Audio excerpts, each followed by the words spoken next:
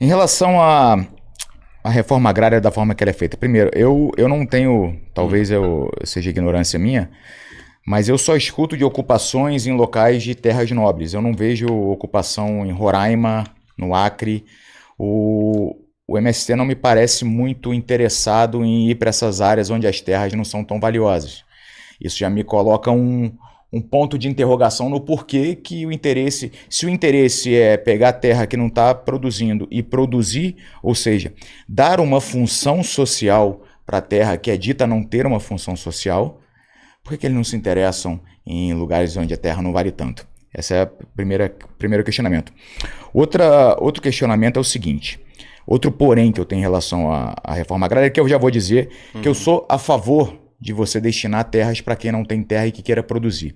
Mas essa não é uma verdade, a gente não observa que todas as ocupações passam a ser produtivas. Pelo contrário, a maioria não consegue ser produtiva por falta de infraestrutura, por falta de apoio, de suporte. Ou seja, você vai lá, você toma a terra de alguém e você dá para um outro grupo dizendo que eles vão produzir e eles não produzem. E aí eu volto uma pergunta para você, perguntando o seguinte, nós temos aproximadamente 30% do território brasileiro em terras devolutas. Por que não usar essas terras que nunca tiveram dono nenhum, nunca foram privadas de forma alguma, e o dinheiro que o INCRA usa para pagar as terras que são... indenizar as terras que são desapropriadas, não entra como estrutura com envolvimento, inclusive, da Embrapa para dar tecnologia, para dar suporte para esse... Por que a gente não caminha nesse sentido de usar essas terras? 30% do território nacional é muita terra. Por quê? Então fica a minha pergunta para você nesse sentido. Você que é estudioso do caso, com certeza já deve ter... Pela risadinha que ele deu, ele falou, não, era isso que eu queria. Você sabe que eu quero convencê-lo aqui, né? Sim, claro. Não, o Rodrigo já é um comunista já, nós precisamos agora só convencer você e o Marcelo. Tá bom. Convence, Gino, convence. Não, primeiro que a sua afirmação, primeiro você falou que não sabia, eu vou dizer que não é verdade. Os principais massacres de sem terra foi no Pará e em Rondônia. Massacre, tudo bem. Mas eles estavam lutando por terra. Ok, mas assim, provavelmente você tem, como advogado do movimento, você tem um levantamento demográfico onde são as principais áreas de ocupação. São na região norte ou são centro-oeste e sudeste? Está espalhado no Brasil inteiro. Eles estavam lutando por terra em Rondônia, que inclusive eu morei lá há muito tempo, conheço um pouco da região, e no Pará. Então eles lutam no Brasil inteiro. E nenhum lugar está fácil. Não existe um lugar que fala assim, ó, naquele lugar aí você consegue. E, geralmente, quando você ocupa uma área, tem jagunço, tem polícia, tem reintegração de posse. E eu não conheço essa quantidade de áreas devolutas que você apresenta. Pelo menos na região aqui do Triângulo Mineiro, no Alto Paraíba, não tem áreas devolutas. Na Amazônia tem, quem tem feito as invasões não são sem terra. São garimpeiros, gente ligada ao narcotráfico, que vai, destrói, tiram as árvores primeiro, que são valiosas, depois bota gado e destrói. Então não tem essas terras devolutas do jeito que você coloca. E se tiver, eu sou a favor de fazer. Parte da Amazônia foi feita, inclusive o INCRA, Instituto Nacional de Colonização e Reforma Agrária, foram feitos com áreas devolutas. Mas hoje não tem tanto de terras devolutas que a gente queria que tivesse. Né? Eu mesmo não conheço aqui na região, em Minas. Mas deixa eu só, Higino, você como advogado do movimento, isso aí eu acho que são dados, inclusive, do IBGE. É uma estimativa, porque não tem... O governo federal... Olha só, que doideira. E aí que eu falo... Aí que entra o meu maior porém em relação especificamente a você. Você me parece um cara genuíno que acredita no que faz de fato, tá? Só que eu não entendo como você prega e faz o que faz. Inclusive, quero te parabenizar pela iniciativa das cozinhas comunitárias. Acho sensacional. E, ao mesmo tempo, está afiliado ao PT, que é o partido que mais explora o pobre possível. Não tem outro partido que explore mais o pobre do que o próprio PT. Então eu acho uma incoerência muito grande, mas a gente vai chegar lá mais para frente. O governo federal é incompetente a ponto de não saber a quantidade exata de terras disponíveis como terras devolutas, tá? Isso aí você encontra, os dados que você encontra são estimativas, mas as estimativas vão de 20% a 30% do território nacional. E você sendo advogado do movimento, se você não sabe, aí o movimento tá lascado mesmo. Esse é um dado que tu que tinha que me apresentar, não eu te apresentar. Correto? Na região não tem. Não, na região, eu não mas conheço. digo Assim, nacional, né? Eu trabalho aqui, eu conheço mais a realidade local, mas Tá, eu não vejo terra devoluta sobrando. Até porque é crime entrar em terra devoluta. Tem que ser um programa do governo federal. Mas eu quero afirmar para você, quero convidá-lo. Se o senhor tiver tempo, a gente visitar alguns assentamentos de reforma agrária. Porque às vezes a gente pensa assim, o povo, o MST, a gente cria uma identidade coletiva que não existe. Em todo lugar tem uma pessoa, tem um Marcelo Brigadeiro, tem um Higino, tem um Ricardinho, tem um Rodrigo. São pessoas que por vários motivos estão levadas para aquela situação.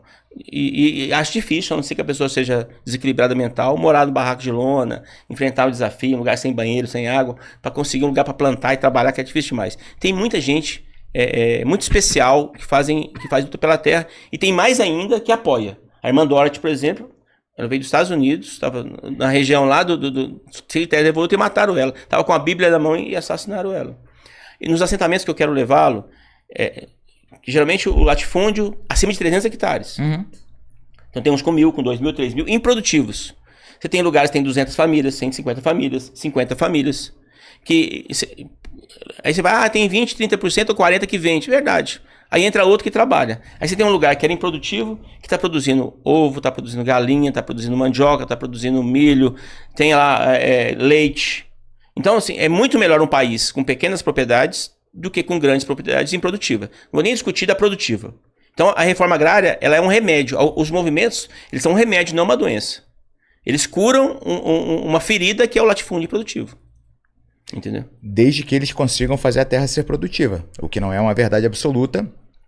Além do que, uma boa parte das áreas de ocupação ou de invasão acabam sendo negociadas com outros fazendeiros, né? Sabe disso muito bem. Então, assim, volto a dizer, a ideia primordial da distribuição de terra, pô, legal. Eu sou um cara que desde os meus 16 anos, eu faço projeto social dentro de favela. Eu fiz durante muitos anos projeto social dentro de favela e até hoje eu apoio projetos sociais diretamente financeiramente. Eu sei a importância disso. Agora, eu sei também que o que não falta no Brasil é vagabundo, e aí vagabundo na definição clara da palavra, se apropriando de iniciativas que são genuínas para benefício próprio. E o MST tem muito vagabundo mesmo, que entra na invasão e vende a sua parte depois. E eu acho que, inclusive, para legitimar algo que é genuíno, que é essa batalha de vocês, eu acho que você mesmo, Gino, poderia até propor isso, um projeto de lei, como é que é o nome da Dandara? Dandara. Seria sensacional se a Dandara pudesse aprovar um projeto de lei prevendo um crime grave para quem ocupar a terra e vender depois. Você apoia essa ideia? Não. Por quê? Porque eu penso que é legítimo que as pessoas vendam a sua propriedade que recebeu do INCRA em algumas situações. Quando o casal separa, quando um filho fica doente, a pessoa fica 5, 6 anos, passa no concurso. Em algumas situações é importante. E muitas vezes... Podem ser previstas em lei essas situações, não podem? Não, já está previsto. Mas eu quero te perguntar uma coisa antes, senão eu esqueço. Não foge, hein? No MMA... Não foge. Não, eu quero saber se no MMA não tem vagabundo. Em tudo que é lugar tem vagabundo. Então pronto. Então a sua afirmação não serve pra quase nada. Porque todo lugar tem. Opa! No podcast tem, no MA tem, advogado Legal. tem, juiz tem. Não é? Então você fez uma afirmação genérica que serve pra qualquer coisa.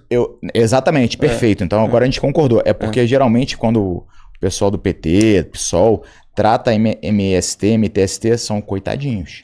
Não é meu caso. Beleza. Então tem vagabundo também. Tem demais. Então por que a gente não pune eles? Por que a Dandara não entra com um projeto de lei pra punir essa galera? Bem, primeiro que é difícil identificar o vagabundo. Não. Recebi a terra, invadi, tô precisando, não tenho onde morar, eu quero produzir. Recebi a terra, vendi. Eu sou vagabundo. Não acho que esse caso não é vagabundo. Tem outros tipos de vagabundo. Eu conheço pessoas que fazem concurso pra ganhar 30 mil, 40 mil, chega lá, não quero isso. Vou pra outra coisa.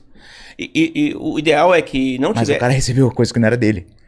Ele não estudou pra fazer concurso. Ele não fez um concurso política pública. Ele não fez um concurso. Beleza, vamos falar de política pública. Por que ele não faz uma política pública, então, só pra trabalhar só com terra devoluta? Manda esse pessoal pro Acre, manda esse pessoal pra Roraima, pra Rondônia. Não, assim, a bem da verdade... Podemos fazer, não podemos? Podemos. A bem da verdade, eu nem sei se nós estamos na fase... Aqui, por exemplo, em Uberlândia não tem mais uma área que seja suscetível de reforma agrária.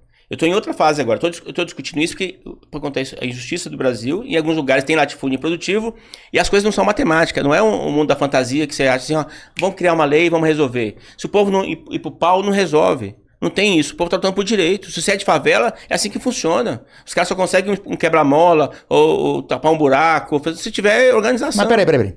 Vamos lá. O pessoal que tem essa luta como uma luta cara, como uma luta valorosa, eles elegeram o Higino para vereador porque eles enxergaram no Higino aquele representante. Eles elegeram a Dandara. Certo. É deputada federal? Federal. Deputada federal, importante, né?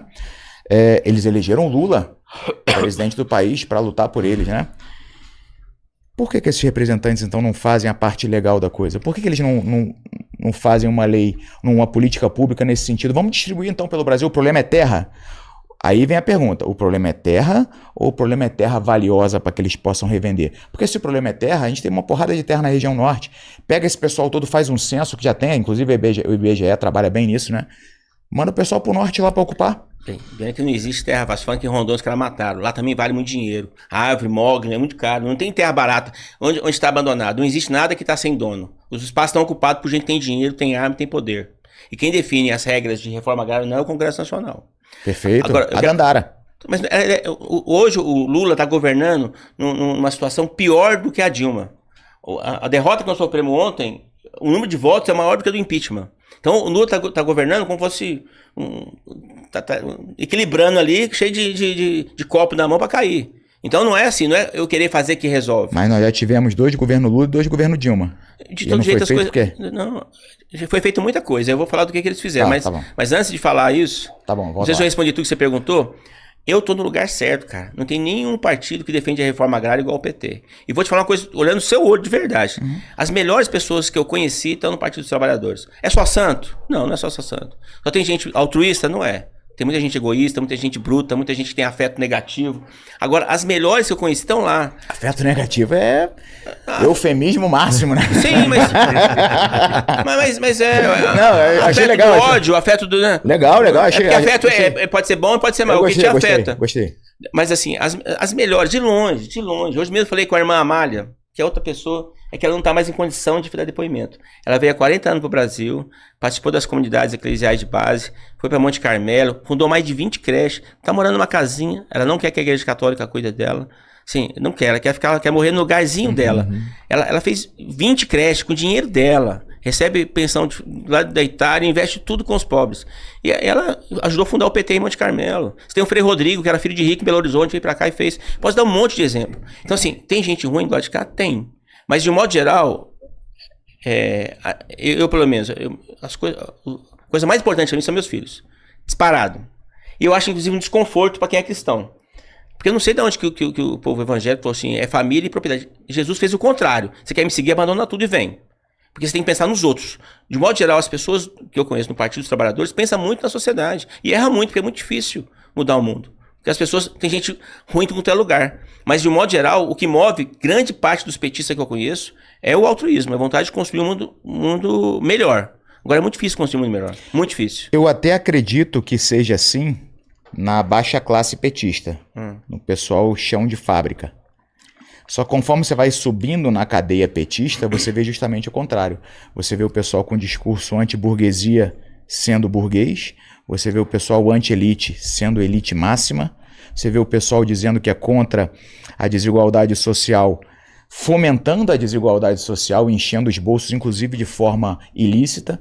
Então, a irmã não sei quem, o frei não sei quem, que é o pessoal chão de fábrica, esse é o pessoal, eu acho que eles são tão enganados quanto o eleitor petista que acredita nesse discurso falso de Lula, de Gleisi Hoffmann, que é baba, não serve para nada. São hipócritas máximos. Isso aí a gente tem fatos para discutir. Eu vou querer saber seus fatos. Tá bom. Mas antes de você discutir seus fatos, o Rodrigo e Ricardinho, por enquanto vocês não chamaram ninguém do PT, fora eu. Vocês chamam pessoas que são em 2 polos contra os quais o PT nasceu. Não, já veio petista aqui já. A gente já chamou bastante pessoas. O Breno Altman também teve aqui agora. Breno Altman é PT pra caramba, velho. Porque o pessoal que tem vindo aqui, o Jonas Manuel... Tem uns comunistas que estão vindo também. Porque o PT nasce, né, das povo de igreja, das comunidades eclesiais de base, sindicato e intelectual. Contra o stalinismo da União Soviética e contra o imperialismo americano. Então, hoje nós estamos no lugar nosso, que é no centro. Inclusive, já teve comunista aqui, por exemplo, o João Carvalho, que já falou exatamente isso. Se hoje a gente faz uma reforma agrária com as terras da União, a gente consegue dar terra para todo mundo sem tirar um boi do pasto. Exato. A União tem terra suficiente para fazer uma reforma agrária e dar terra para todo mundo, né? Só que não é feito. Agora, existe, tipo assim, um discurso, não existe terra devoluta. Mas ao mesmo tempo que não existe terra devoluta para fazer essa reforma agrária, existe um agro que avança, que tá desmatando, que tá fazendo a grilagem, que tá arrecadando terra, né? Tá transformando terra, tá agrupando na fazenda dele, né? Então, parece que eu sinto mesmo que tem um discurso bonito para engajar as pessoas, né? Para levar as pessoas para militância. Mas eu sou crítico nesse ponto de ter um governo Lula e Dilma 20 anos e os caras nunca fizeram uma reforma agrária no Brasil. Se não me engano, Higino, e agora eu vou participar um pouquinho, até porque aí falou agro, tem que entrar fortemente.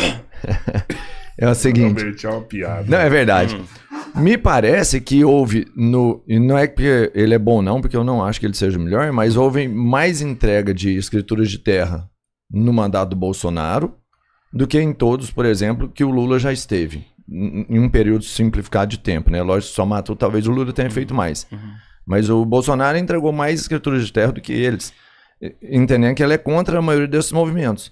E quando a galera fala, por exemplo, que o agro vai lá e tem grilagem de terra, que desmata e tudo mais, pelo menos na Amazônia, a gente conversou com o Saraiva, que é um policial federal que tomou conta da área da Amazônia por muito tempo, ele cravou, sem medo de errar, que o que acontece lá são garimpos ilegais e o tráfico que toma a terra para vender madeira e depois o agro entra até como forma de corrigir o estrago que estava lá. Isso aí foi um delegado federal que trabalha lá na Amazônia que passou para a gente, né? Não é informação minha, é dele.